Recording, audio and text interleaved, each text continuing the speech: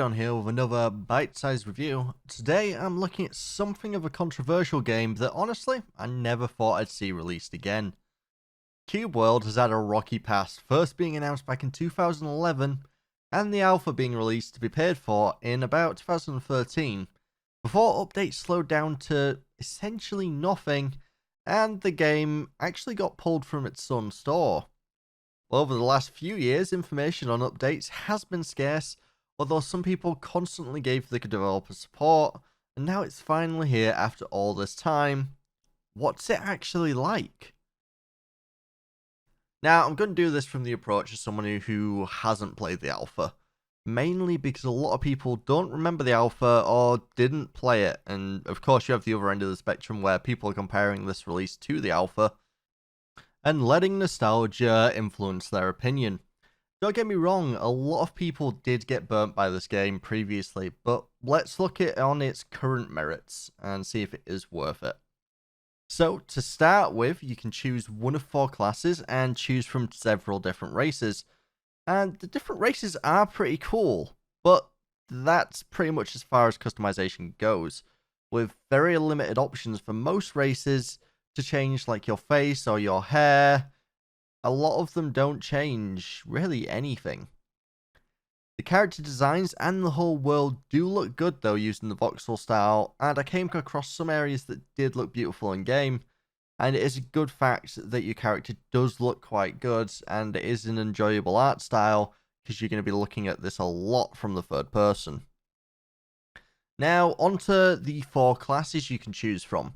You have 2 ranged classes, your mage and archer, and 2 melee classes, your warrior and rogue. Each one works fairly differently, with a few abilities crossed over, such as the archer and rogue's ability to go invisible.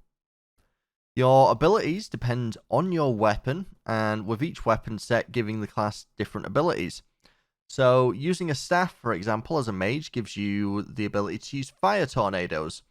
Or, if you then swapped out for a wand as a mage, you get to use laser beams. Both have their pros and cons, and it's up to yourself how you really want to do it.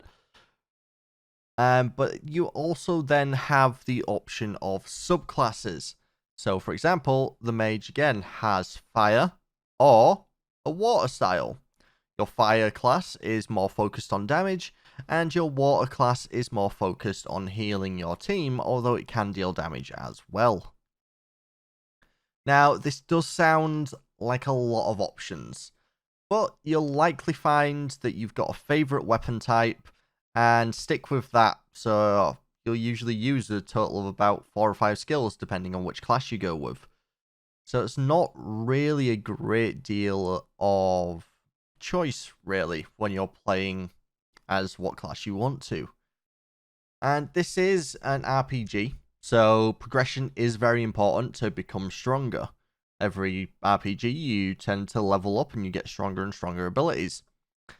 And this game is kind of similar. So starting off, you're going to have trouble fighting even basic enemies like rabbits.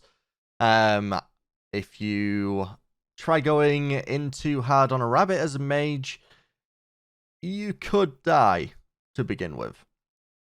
But you'll then progress to be able to kill essentially everything in that zone, which is kind of what a lot of people want. But progression isn't done through leveling, so it's not something that you will constantly keep.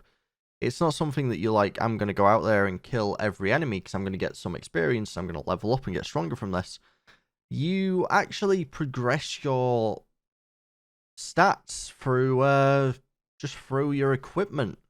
So it's all through item drops. You could spend an age trying to get a good item or instantly get a great item.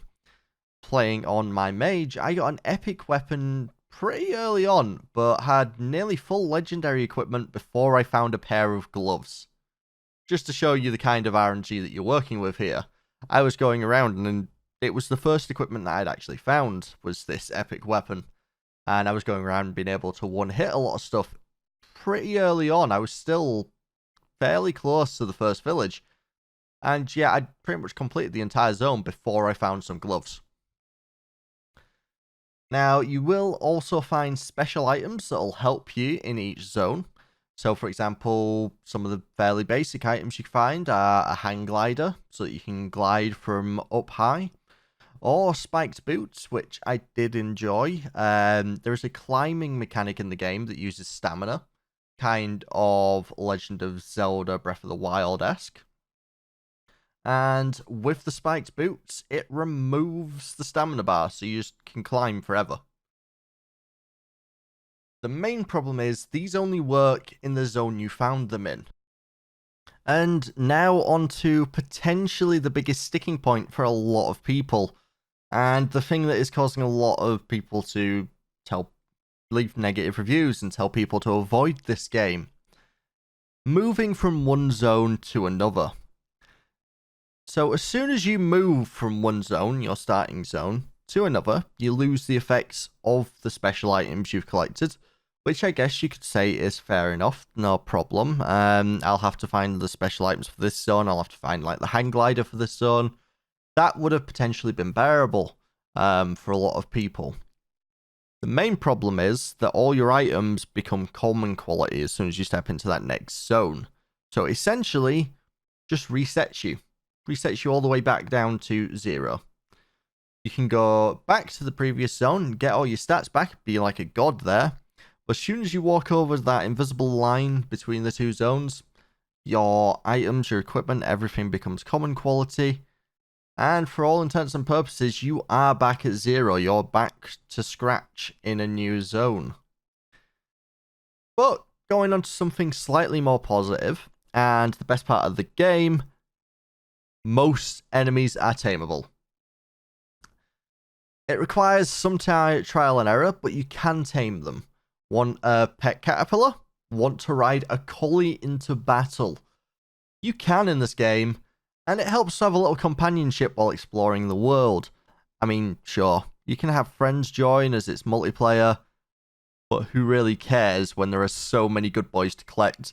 And that is the main reason I'm going to carry on playing and exploring new areas just to collect all the pets. I am a bit of a pet collector. I love games where there are pets to collect. Probably comes from Pokemon. But I love games like this where I'm going to go around and I'm going to collect all of them. The only reason I'm going to put up with the fact that I'm going to be put back to 0 in each zone is so that I can collect whatever unique pets are in that zone. Now, I wouldn't say I'm unhappy with the resets, but I would have preferred a more traditional RPG-esque way of doing it, where each zone has like a level set. So say first area is like 0 to 10. Next area is 10 to 20. I know why they've done it. It's because doing it that way for a procedurally generated world is very difficult to have each one procedurally generate and have a level cap and to be able to level. Because essentially you're eventually going to get to a point where you just can't level anymore and the enemies are too high for you. Unless you remove the level cap and you can just level forever. Which may be something that comes in a future update, who knows. But overall, if you do like spending time exploring, you kind of like Metroidvania / Legend of Zelda kind of games, and you aren't too bothered about becoming like the strongest, I'd say give it a go. Otherwise, I'd definitely say keep an eye on it. Hopefully, there will be more updates before another 7 years have passed. And if you see a sale on it, I'd give it a go. I mean, it's not that expensive at the minute. It's only, I believe it was £17. So it's not a massively AAA price game, but still, I'd wait to see if there are going to be any updates. Maybe a change to the level system. We'll see what goes on further down the line. So let me know down in the comments what you think of Cubeworld, and if you're playing it or you're going to avoid it. Don't forget to like and subscribe for more content like this and future Cubeworld videos.